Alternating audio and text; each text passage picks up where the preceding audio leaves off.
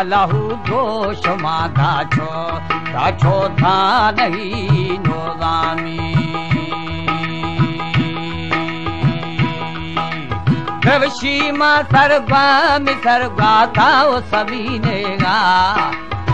लंबी जिंग बंथी रा बेली दामुरी चीना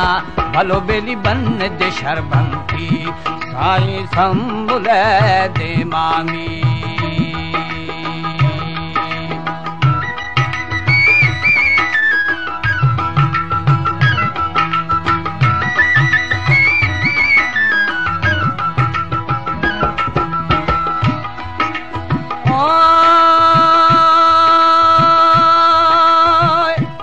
ओली बनी दिजिग बाथी ना बेली सम्मुले दे मा दारो मारन थी मी जीवेनी बारगे सरना भलो बेली तुंदा छो आमेड़ दादगे थीगा जी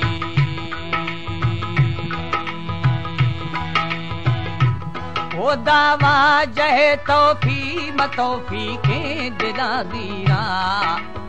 हर जदीदानी रा बेली जंग समाना सारी बागा थो भोजो बिल दरिया है गामी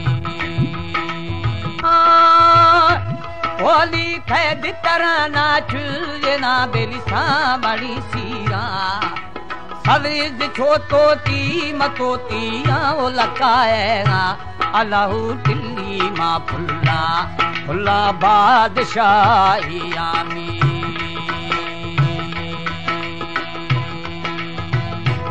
हाबेली मिकाई नोदानी सरोवाने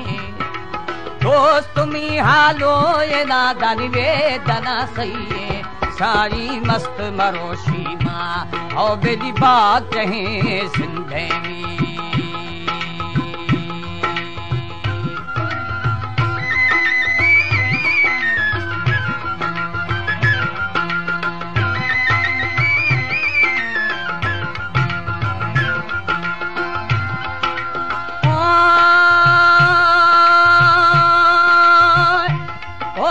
दोस्त दिमी हालो मालो निवेदना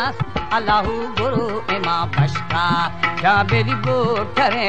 रंदेमी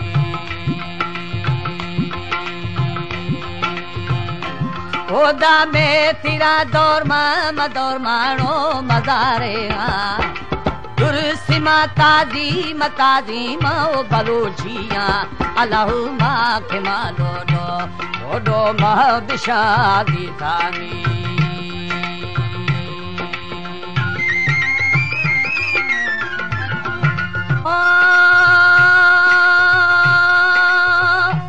ओली किसा वो दीरपा दड़े दरियाएगा थोड़ा सा जोर का मजूर कारा वो कहा रहेगा ये ना खरदे थी कारानी अजल दारानी हाबेली खर देती मेहरानी फजल बीना सारी शरबता पाके उठानी